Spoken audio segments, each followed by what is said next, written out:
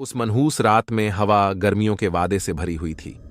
झींगुरों ने अपनी रात की सिम्फनी गाई और पूर्णिमा के चांद ने सुनसान स्कूल परिसर में भयानक छाया डाली। मुझे नहीं पता कि मुझे वहां अकेले जाने की क्या प्रेरणा हुई, लेकिन जिज्ञासा मेरे अंदर एक ऐसी खुजली की तरह छा गई जिसे मैं खरोंच नहीं सका। स्कूल वर्षों से खाली था। इसकी खिड़कियां टूट गई थीं और दीवारों पर बेलों ने अपना दावा कर लिया था। शहर के अधिकांश लोग परिसर में होने वाली अजीब घटनाओं के बारे में कानाफूसी करते थे, लेकिन मैंने हमेशा ही उन्हें बच्चों को डराने वाली बेकार भूत की कहानियों के रूप में खारिज किया था। मैं आंगन से रेंगता हुआ निकल गया। लंबी घास भूतिया उंगलियों की तरह मेरे पैरों से टकरा रही थी।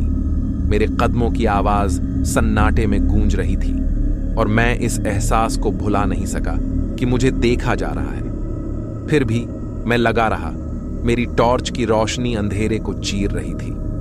मैं एक टूटे हुए जंगले के माध्यम से मुख्य भवन में दाखिल हुआ, इस बात का ध्यान रखते हुए कि टूटे हुए शीशे से मुझे चोट न दे। अंदर की हवा बासी थी, सड़न और पुरानी किताबों की गंध से भरी हुई थी।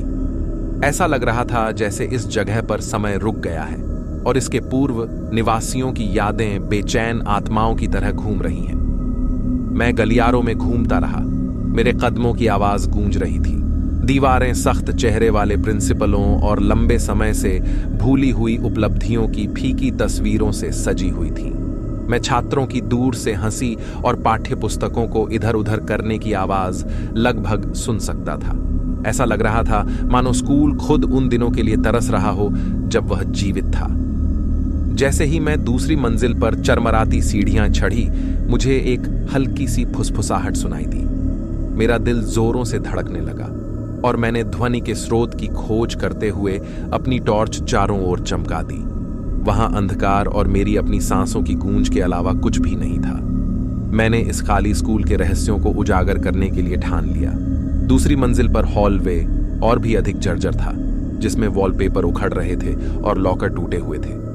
मैं हैरान हुए बिना नहीं रह सका कि किस चीज ने इस जगह को बर्बाद कर दिया है। मैं एक कोने में घूम गया और रुक गया। मेरे सामने एक कक्षा थी। उसका दरवाजा थोड़ा खुला हुआ था। अंदर एक धीमी रोशनी टिमटिमा रही थी, जिससे दीवारों पर भयानक छाया पड़ रही थी। मैं सावधानी से आगे बढ़ा। मेरी उत्सुकता मेरे डर पर भारी पड़ी। दरवाजा धक्का देकर खोला। मैं हाँफने लगा। कमरा खाली डेस्कों की कतारों से भरा हुआ था और सामने एक चॉकबोर्ड पर लंबे समय से भूले हुए एक पाठ के धुंधले अवशेष दिखाई दे रहे थे। लेकिन जिस चीज ने मुझे डराकर कर रख दिया, वह चॉकबोर्ड पर एक बच्चे के चित्र को देखना था, जिसमें गुस्से भरी आंखों और नुकीले दांतों के साथ एक डंडे की शेप वाले शिक्षक को दर्शाया गया था। जैसे ही मैं पीछे हटा, दरवाजा मेरे पीछे जोर से बंद हो गया और धीमी रोशनी चमकने लगी। घबराहट होने लगी और मैं अपनी टॉर्च ढूंढने लगा और हताशा में उस पर क्लिक करने लगा। कमरा खाली था, लेकिन माहौल बदल गया था। यह द्वेष से भरा हुआ था और मैं महसूस कर सकता था कि आंखें मुझ पर टिकी हुई हैं। मैं दरवाजे की ओर भागा, लेकिन वह टस से मस नहीं हुआ। मैं फंस गया था और फुसफुसाहट की आवाजें तेज हो गईं, जिससे कमरा उनके शब्दों से भर गया। मैं समझ नहीं पाया कि वे क्या कह रहे थे, लेकिन उनका इरादा स्पष्ट था। वे मुझे यहां नहीं चाहते थे।